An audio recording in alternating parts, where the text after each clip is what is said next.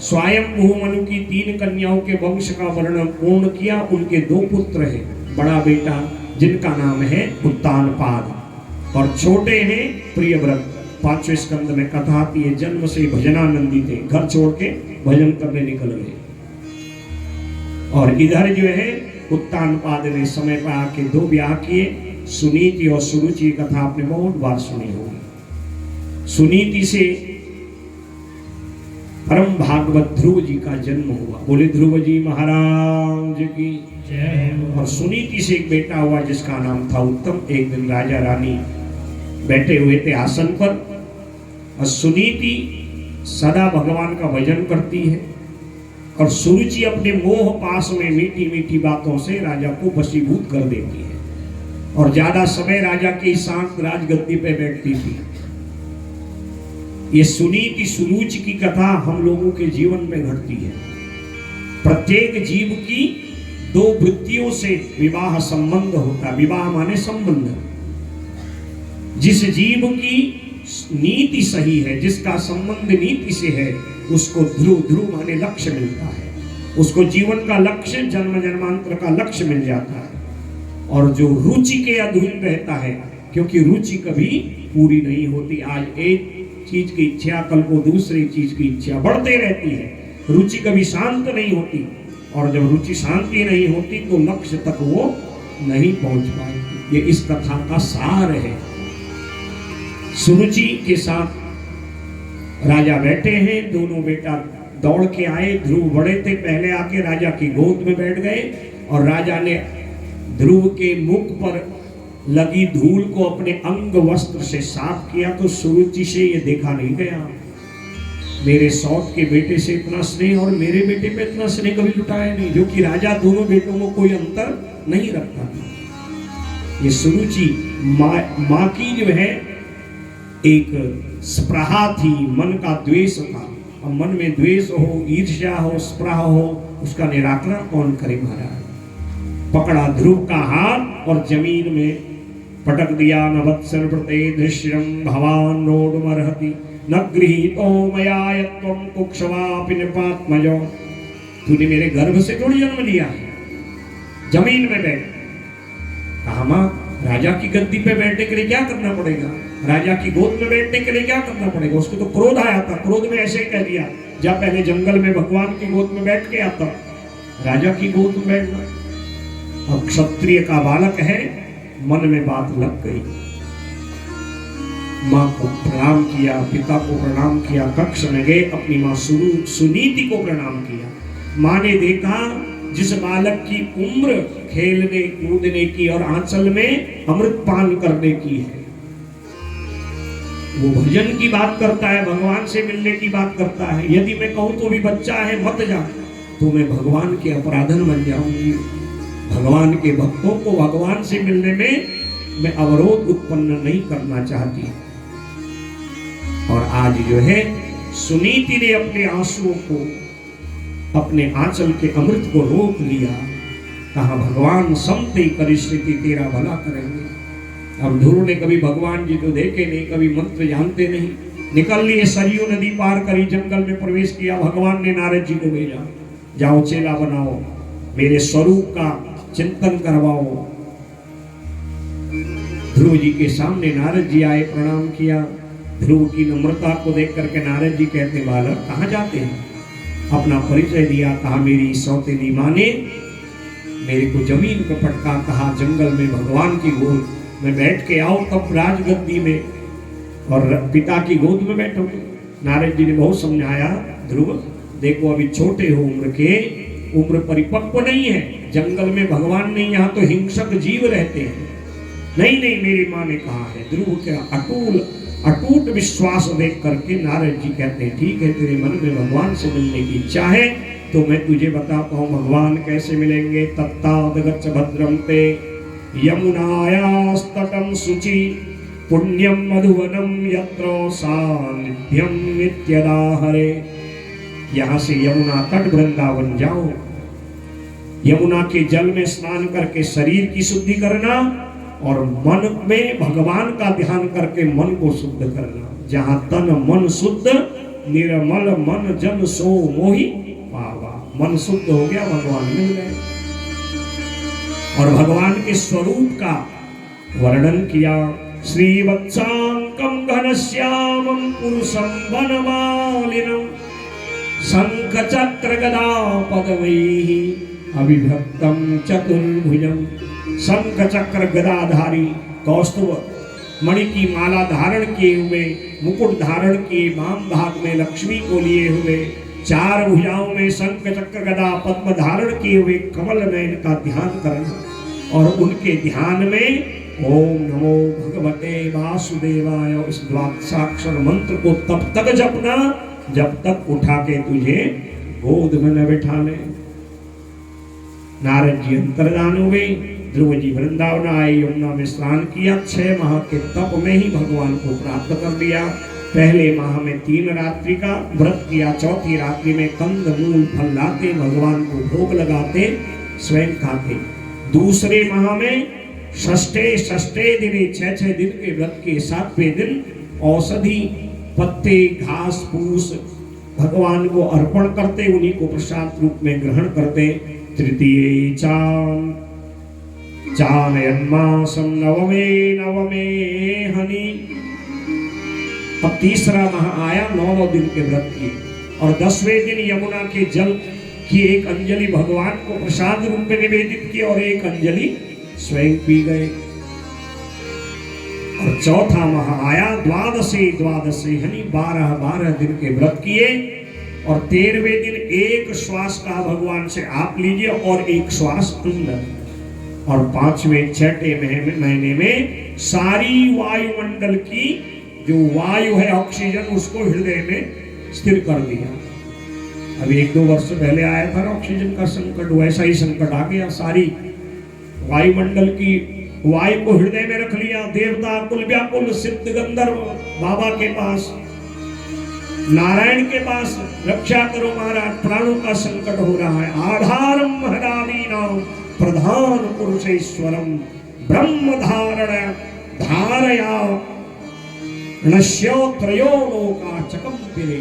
तीनों लोग आकुल व्याकुल हो गए। भगवान कहते चिंता मत, किसी को भी कुछ नहीं होगा। और 6 माह अर्थात 2 माह बिना श्वास रोके ओम नमो भगवते वासुदेवाय। चतुर्भुज भगवान का नारद जी ने जैसा वर्णन किया है उनके स्वरूप को अंदर देख लिया। और 6ठे माह में भगवान प्रकट हो गए। बोले हरि नारायण भगवान की जय। ये भगवान का हरि नारायण जो है अवतार है। हरि माने जो अपने भक्तों के कष्ट पाप का हरण करते हैं, दुखों का क्लेशों का हरण करते हैं, इसलिए हरि। प्रहलाद ध्रुव जी के आगे प्रकट हुए और ध्रुव जी को उठाया, अपने गोद में बैठाया। अब भी ध्रुव जी को कोई अनुभव नहीं क्योंकि ध्यान में खोए हैं। और अपने जब पांचजन्य शंख को ध्रुव जी के कपोलों गालों पर लगाया और वो जो शीतल शीतल पांचजन्य शंख का स्पर्श है, जब ध्रुव जी के शरीर में वो शंख का अनुभव हुआ, शीतल स्पर्श का अनुभव हुआ, सारी इंद्रियां जागृत हो गई। नहीं बोल सकने वाले ध्रुव 5 वर्ष का बालक क्या बोल सकता है, अबोध कहते हैं उसको। और भगवान की कृपा से स्पर्श से वाणी से वेद मंत्र प्रकट करके भगवान को प्रणाम किए।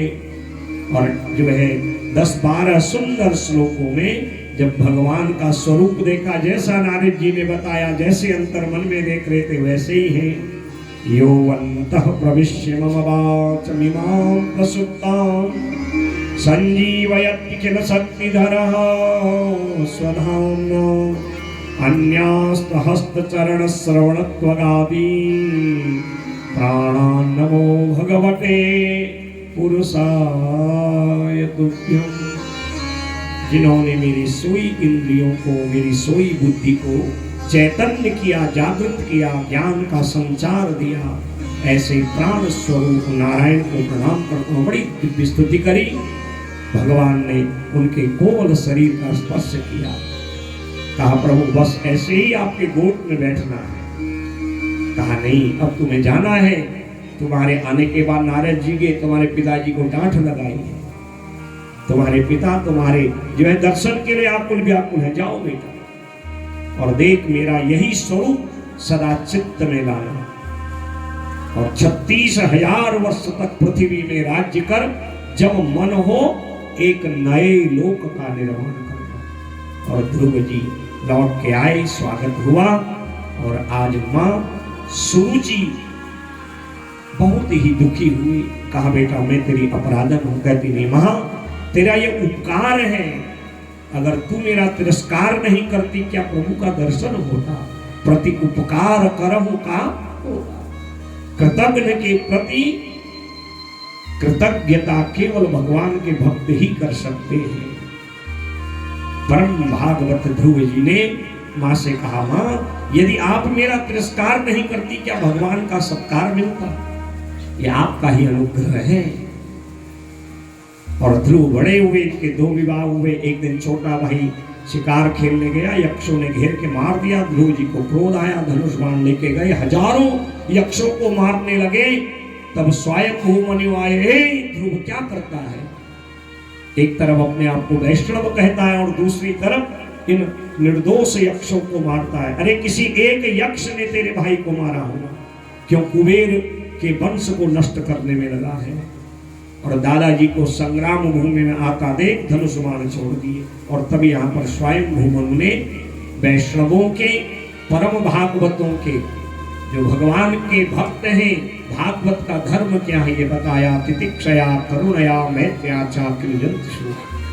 भागवत के अधिकारी परम वैष्णव वही है जिनके अंदर ये 3 गुण है। भागवत के 3 धर्म है। तितिक्षा, सहनशील होना।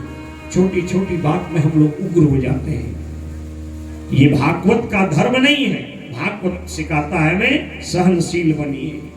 दूसरा धर्म है करुणा, दया का भाव। किसी की हिंसा मत करो। मैंने कल भी निवेदन किया, यदि आप मांस खाते हो, कितनी पूजा पाठ कर लो, कितनी भक्ति दान कर लो, सब निष्फल है। क्योंकि आप मांस खाते हो इसका मतलब आप क्रूर हो, आपका हृदय कठोर है, आप हिंसा करने वाले हो, भक्ति के अधिकारी नहीं हो। इसलिए दूसरा धर्म है करुणा, दया। और दया तभी होगी जब किसी की हिंसा न करें, किसी का मांस न खाएं। और तीसरा धर्म है प्रेम, मित्रता, प्रत्येक के प्रति मित्र का भाव, प्रेम का भाव। ये 3 गुण परम भागवतों के। ध्रुव जी ने युद्ध क्षेत्र का त्याग किया। मां सुरुचि अपने बेटे को ढूंढते ढूंढते आई और दावा नल में जल के नष्ट हो गई। ध्रुव जी ने 36,000 वर्ष तक पृथ्वी में राज्य किया है और उनके कल्पवत्सर आदि पुत्र हुए हैं। और जब देखा कि अब बहुत हो गया भोग, जब जाने लगे मृत्युदेव यमराज प्रकट हो गए। कहा महाराज कहाँ जाते हो, ये मृत्यु लोक है। मैं जानता हूं मैं आपका प्राण नहीं ले सकता, पर मेरा सम्मान तो करिए। मृत्यो मूर्धनिं पदम दत्त्वा आरुरोहाद्भुतं गृहम्। और ध्रुव ने मृत्युदेव के मस्तक पे पांव रखा और भगवान के नाम जप के प्रभाव से एक नए लोक का निर्माण कर दिया। ध्रुव सगलानि जपे हो हरि नाम, ध्रुव सगलानि जपे हो हरि नाम, ध्रुव सगलानि जपे हो हरि नाम, ध्रुव सगलानि जपे हो हरि नाम। पावा अचल अनुपम ठाव, पावा अचल अनुपम ठाव, पावा अचल अनुपम धाम, पावा अचल अनुपम धाम। ध्रुव सगलानि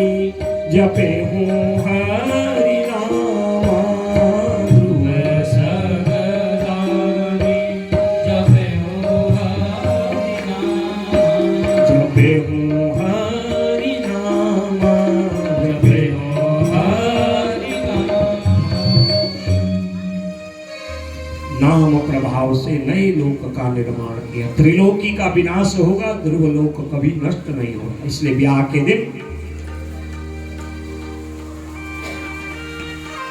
इसलिए ब्याह के दिन दूल्हा दुल्हन से कहते हैं ध्रुव लोक का दर्शन करो। क्यों? कितनी ही कठिनाई गृहस्थ में क्यों ना आवे, तुम पति और पत्नी हो गए हो, गृहस्थी की गाड़ी के दो पहिए बन गए हो, कितनी ही विषमता क्यों ना आए, कठिनाई क्यों ना आए, ध्रुव की तरह अटल रहना, तभी गृहस्थ में जो है शांति होगी, सुख बढ़ेगा, आनंद होगा। तो ऐसे ध्रुव जी का जो परम चरित्र श्रवण करते हैं उनको भगवान की निर्मल भक्ति प्राप्त होती है। बोले ध्रुव जी महाराज की। अपने घर के बच्चों को ना, ये जो छोटे छोटे बच्चे इनको ये ध्रुव की कथा सुनाई करो, हीरो हीरोइन की कथा मत सुनाओ। हाँ, ये हीरो हीरोइन तो बनेंगे नहीं, मोहल्ले के हीरो बन जाएंगे, फिर उल्टा सीधा काम करेंगे। इसलिए ध्रुव जी की कथा, और जब कथा सुनने आओ परिवार सहित आओ,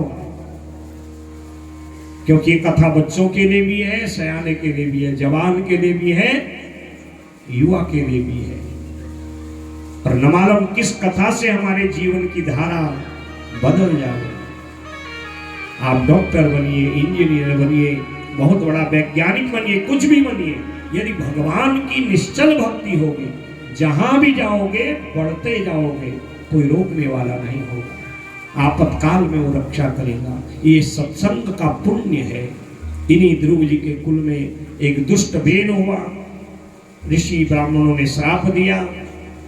इनकी जो माँ है उनका नाम है सुनीता, जो मृत्युदेव की बेटी है। ब्राह्मणों से क्षमा करी, वो जानती है ब्राह्मण संत का जिसको श्राप मिलता है उसका कुल कभी तरता नहीं। मरे बेन के शरीर को कड़ाहे पर रखा तेल के, संत ब्राह्मणों से क्षमा मांगी। ये आए, इसके शरीर को निकाल के मंथन किया, बाएं भाग से जो जंगल की भील आदि जातियां हैं वो प्रकट हुई। फिर भजन किया गया, भजन करते करते बेन के शरीर से भगवान पृथुनारायण प्रकट हो गए, जो भगवान के 9वें अवतार हैं। बोले पृथुनारायण भगवान की।